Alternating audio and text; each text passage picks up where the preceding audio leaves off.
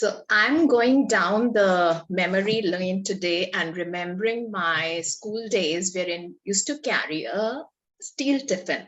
But तब तक bottle plastic की हो चुकी थी, and as far as I remember, plastic had started entering into our lives in a big way, like kitchen containers, tiffins, packaging, everything had become plastic. And we were kind of very happy with this change because it was very convenient to use. And we thought that life had become so much simplified with this usage of plastic. But actually, we didn't know that how harmful and toxic this plastic usage was to all of us. Now, I also remember very clearly that the popular street food chaat, it used to be served in the dried leaf donas, and it had a very unique flavor, and that flavor was just not the same once it was started to be served in the disposable plates made of plastic. Now, today I have a very special guest, a unique and talented artist, Manveer Singh, who's popularly known as Plastic Wala. So welcome you here, Manveer. And Manveer, सबसे पहले आपसे ही जानना चाहेंगे आपकी journey के बारे में कि ये आर्टिस्ट की जर्नी कहाँ से और कैसे शुरू हुई। जी, थैंक यू वेरी मच मुझे टाइम देने और सुनने के लिए। और कैन यू हियर मी? या I am hearing you clearly. Okay जी।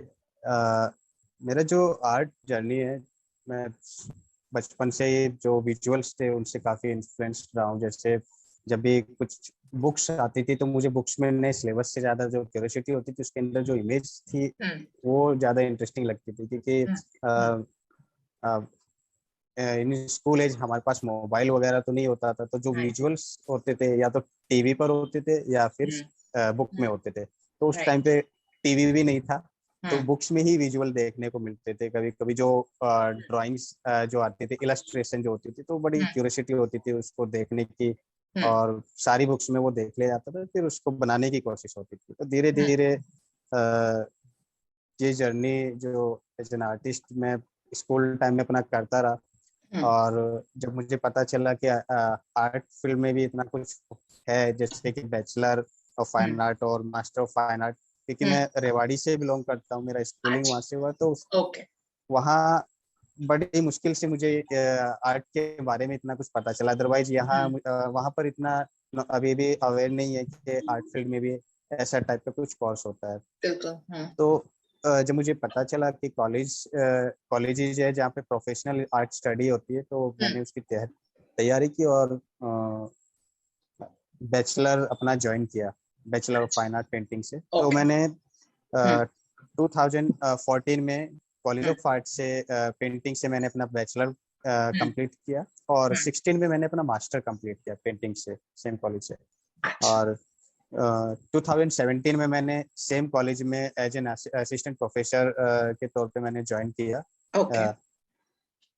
ये मुझे भी काफ़ी अच्छा लगा कि सेम कॉलेज में आके अपना थोड़ा अपने जो मैंने सीखा वहाँ से फिर उसको अपनी तरीके से और आगे उसको प्रोसीजर में बढ़ाना।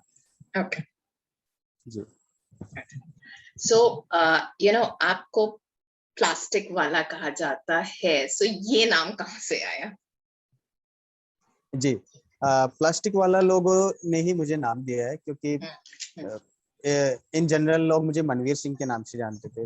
पर अभी जो प्लास्टिक वाला की आइडेंटिटी ऐड हुई वो इस कारण से क्योंकि मैंने लोगों से प्लास्टिक मांगा, और बहुत सारे ऐसे अनजान लोग भी दोस्त बने या मिले जो मुझे जानते नहीं थे, लेकिन प्लास्टिक के नाम से ही वो मुझे जानते। तो तब भी मैं रैंडम किसी के घर पे जा रहा हूँ या प्लास्टिक लेने जाता था, तो कई बार बोलते थे कि प्लास्टिक वाला आ गया, जैसे सिंपल सब्जी वाला आ गया, फ्रूट वाला, पानी वाला, कबाड़ी वाला, एटसेट्रा। तो सेम हेयर इज प्लास्टिक वाला।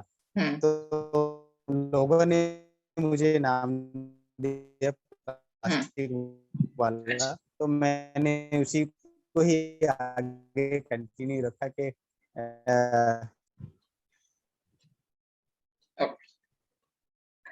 सो ये प्लास्टिक को जो आपने चूज किया कि मतलब प्लास्टिक का यूज करना है for the painting, that's very unusual. And ये कैसे आपके दिमाग में आया, ये how challenging it was basically plastic को यूज करना एज अ मीडियम?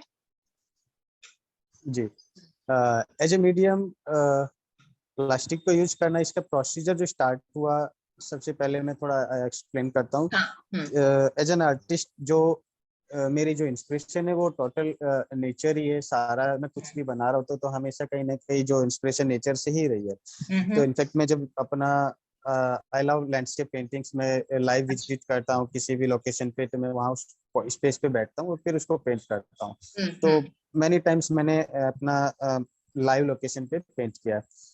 तो ये जो धीरे धीरे मैं किसी सुंदर जगह से जा रहा हूँ, सुंदर जगह मतलब पीसफुल नेचुरल स्पेस, और नेचुरल स्पेस को छोड़ के जब मैं वापस अर्बन सिटी मेरे स्टूडियो जब मैं वापस आता हूँ तो एकदम से सडनली मुझे चेंज मिलता है। वापस से वही charge, pollution, noise, sound pollution, धूल मिट्टी। तो कहीं ना कहीं वो एकदम से कुछ ही घंटों में ही वो आपको वो चेंज नजर आ जाएगा। जैसे ही आप किसी नेचुरल स्पेस से निकल के जब अर्बन सिटी में आएगा तो आपको आराम से वो चीज देखने को मिलेगी। तो ये सारी चीजें नजर आई, ट्रांसफॉर्मेशन नजर आया पेंटिंग करते करते मुझे कि किस तरीके से जो लैंडस्केप में मैं पेंट कर रहा हूँ धीरे धीरे उसका ट्रांसफॉर्मेशन वो प्लास्टिक में कन्वर्ट हो रहा है। आज मैं जो रिवर पेंट करके जा रहा हूँ, आने वाले टाइम पे जब मैं देखता हूँ उसको तो उसमें कुछ प्लास्टिक रखा हुआ है। तो ये सारी चीजें माइंड में स्ट्राइक करने लगी कि ये पॉल्यूशन तो हो रहा है और मैं पेंट भी कर रहा हूँ, लेकिन मेरा पेंट जो मैं कर रहा हूँ वो दो लोगों के लिए है। सिर्फ एक मैंने अपने लिए बना दिया, मैंने पेंट कर दिया, और जिसने उसको खरीदा उसके लिए हो गया। लेकिन जो सब्जेक्ट है, सब्जेक्ट यहाँ पे नेचर था, उसके लिए यहाँ पर कोई चेंज नहीं आया। जिसको मैंने जो सब्जेक्ट की तरह यूज किया, उसको पेंट किया, उसको आगे सेल किया, तो उसके लिए कोई चेंज नहीं आया। तो मेरा इच्छा थी कि क्यों ना कुछ पैरेलल ऐसा कुछ किया जाए कि इसके लिए भी कुछ काम हो। तो जो नेचर जो इफेक्टेड है पॉल्यूशन से ज्यादा है, पॉल्यूशन में प्लास्टिक एज ए कलर की तरह मैंने उसको देखा कि पॉल्यूशन में भी बहुत सारी वैरायटी है, किस किस टाइप की वैरायटी है। तो मैंने अपनी पॉसिबिलिटीज चेक की कि मैं क्या क्या पॉसिबल है। तो एज ए कलर की तरह मैंने प्लास्टिक को यूज किया, और इसमें भी मैंने एक सेलेक्टिव मटेरियल रखा। जैसे कि बहुत सारा टाइप का प्लास्टिक हम कंज्यूम कर रहे हैं आज के टाइम पे, बॉटल्स हो गया, हार्ड प्लास्टिक हो गया, lots of around 7 type of categories में हमने प्लास्टिक को डिवाइड किया हुआ है रिसाइकलिंग सिस्टम के अकॉर्डिंग। तो मैंने जो प्लास्टिक सेलेक्ट किया है वो नंबर 7 है। हम उसको अदर के नाम से भी जानते हैं, और ये मल्टी लेयर्ड प्लास्टिक होता है। जैसे कि यहाँ पे मेरे साथ साथ सामने फॉर एग्जांपल ये कुछ रैपर्स हैं। तो ये बेसिकली ये जो रैपर है यही मेरा मटेरियल के तौर पे मैंने इसको यूज किया, क्योंकि ये इसका सबसे ज्यादा डिफिकल्ट है इसको सेग्रीगेट करना। इसको सेग्रीगेट करने के बाद इसका कलेक्शन करना। तो जो रेड पिकर्स वगैरह हैं वो इसको यूज ही नहीं करते, उसको कलेक्ट नहीं करते, क्योंकि बहुत लाइट वेट होता है और प्रॉफिट नहीं मिल पाता इस वजह से। तो लैंडफिल में पड़ा रहता है। इसी की वजह से ही जो लैंडफिल आजकल हो रहे हैं वो इसी की वजह से ये चल रहे हैं। तो मैंने डिसाइड किया कि मैं एज ए कलर के तौर पे मल्टी लेयर प्लास्टिक को यूज करूंगा, और इसी तरीके से मैं अपना काम भी करता रहूंगा और नेचर के लिए भी काम होता रहेगा। तो ओके, अच्छा। सो क्या मतलब चैलेंजेस कुछ आए इस तरीके का? ये क्योंकि बहुत यूनिक काम था जो आई एम श्योर पहले किसी ने नहीं किया था, तो क्या चैलेंजेस लगे ये करने में? जी जी, ऐसा नहीं है, बहुत सारे आर्टिस्ट हैं जिन्होंने पहले भी प्लास्टिक पे काम किया है या प्लास्टिक से काम किया है। पर मैंने जो नोट किया वहां पर ये था कि मोस्टली आर्टिस्ट जो मटेरियल यूज कर रहे हैं वो ऑलरेडी किसी कबाड़ी की शॉप पे जा रहे हैं। और वहां से वो कबाड़ी से हार्ड प्लास्टिक वो खरीद कर लाते हैं और फिर उससे काम करते हैं, उससे वो एक इंस्टॉलेशन या कुछ भी वो बनाते हैं। तो ये भी एक अच्छी जर्नी है। लेकिन इस पॉइंट पे मुझे कई बार ऐसा लगता है कि जो ऑलरेडी रिसाइकलेबल मटेरियल है हमें उसे रिसाइकल होने देने चाहिए। तो मेरे लिए चैलेंज ये था कि जो मटेरियल मेरे पास है वो डोर टू डोर कलेक्ट किया गया है। मैंने वहाँ किसी कबाड़ी से नहीं खरीदा, किसी फैक्ट्री से मैं इसको नहीं खरीद के लाता।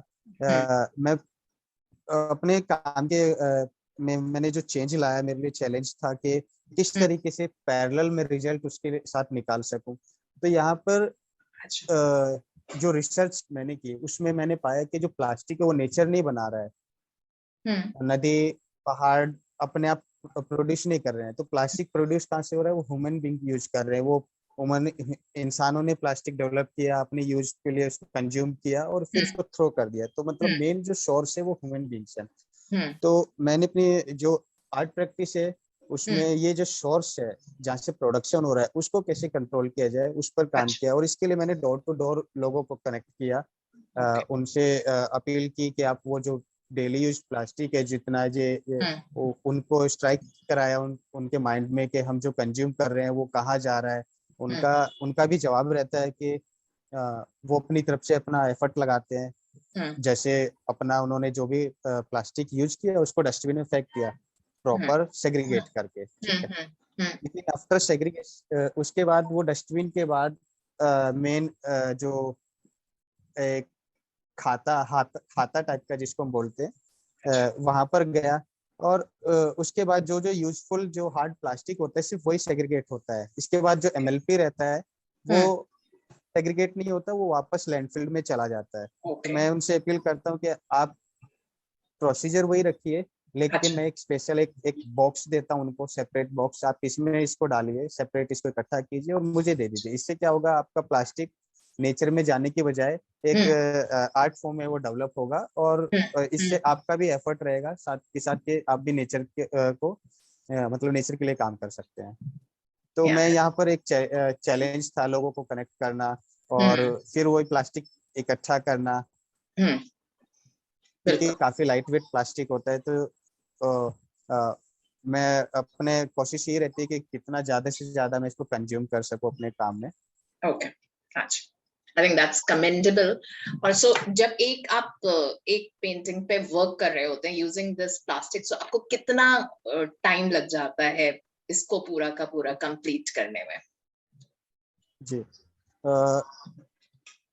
ये डिपेंड करता है कई बार साइज के ऊपर भी और वर्क डिटेल्स के ऊपर, प्रोसीजर के ऊपर। मोस्टली मुझे 2 से 3 मंथ कई बार लगते हैं। जैसे पीछे जो काम है उसको मुझे ऑलमोस्ट 3 मंथ लग गए उसको कंप्लीट करने में। ओके ओके, तो बहुत सारा बारीकियां है काफी। जैसे पीछे जो काम है मैंने इसमें ऑलमोस्ट 25 से 30 हजार टाइम मैंने स्टेपल किया है स्टेपल गन से, और इसमें 25,000 मैंने प्लास्टिक रैपर यूज किया इस बार। Okay okay, ji, that's wonderful. You know, I would like to कि मैं आके आपसे मिल पाती एंड देख पाती लाइव आपका work, but I'm sure I'll do that sometime. But so one thing more is कि you know हम लोगों को काफी हद तक अब because सब लोग aware हो चुके हैं कि yes plastic is very harmful, but still उसके beyond हम नहीं सोच पाते हैं कि actually क्या करना चाहिए या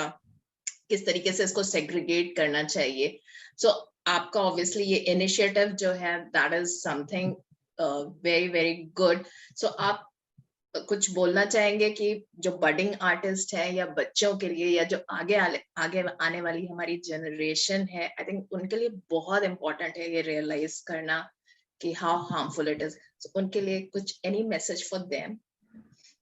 जी, प्लास्टिक का अगर हम कई बार मैं देखता हूँ, नोट भी करता हूँ कि हम अपनी तरफ से तो एफर्ट लगाते हैं, आप भी एफर्ट लगाते हैं कि हमें प्लास्टिक नहीं लेना चाहिए। इसके लिए हम कई बार थैला भी यूज करते हैं कपड़े का, या फिर रिसाइक्लेबल बैग यूज करते हैं उसके लिए।